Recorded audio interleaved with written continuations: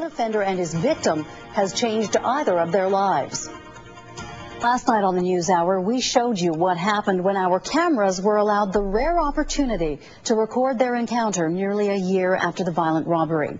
Jill Croteau concludes our series by hearing from those involved about the lasting effect. And you'll also learn what happened to the young offender when his case went before the courts. I'm Jody. I was a victim from this incident. 24-year-old Jody Carmichael has been living in fear for nearly a year. She and her community center manager were robbed at knife point by two young offenders. I just thought, like, no way. Did I just have a knife to my neck? To think of it now, it's like a bad dream. But she says she's woken up from her nightmare after confronting her worst fear, coming face to face with one of the boys who threatened her life. Why was it important for you to come? It's not for any closure for me, because I'm okay.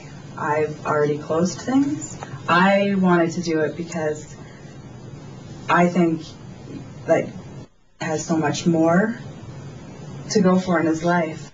She was able to get rid of the heavy burden she'd been carrying for so long by telling the young boy responsible all about the hell she's been going through. To be able to talk to the person and tell them and have them look in your eyes and know and feel sort of what you're going through. I'm sure it's harder than any time he'd have to, do. He has to listen to your story.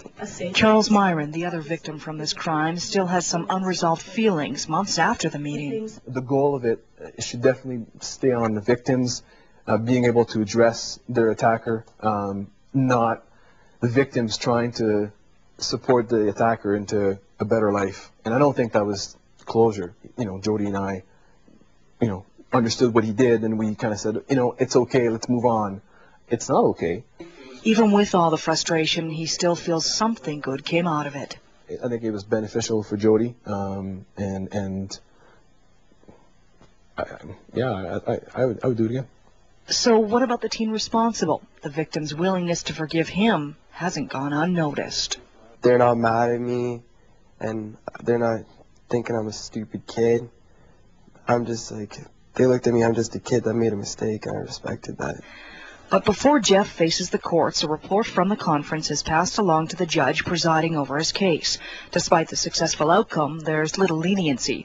The judge realizes the dramatic impact of Jeff's actions and sentences him to 4 months open custody and a year probation.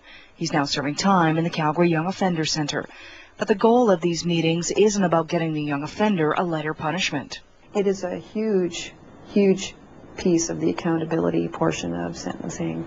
And if members of the public could see what happens at a conference, they would see that it doesn't matter what the judge does at the end of the day, they have made their peace. It's a chance for the judge to think about the victim, and we don't have many chances built into the system. It's really the Crown who ends up being the side, if you like, that is concerned about the victim. We often hear that in conferences. I really do want to forgive you, but I'll never forget what you did to me. So we find that with that comes a whole embracing of that child within the community.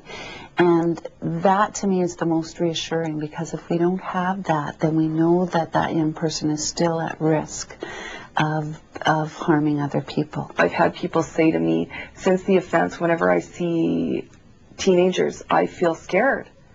I feel like I can't trust them. And I think what's powerful about conferencing is you've got a person to talk to about that. You see that it's an individual.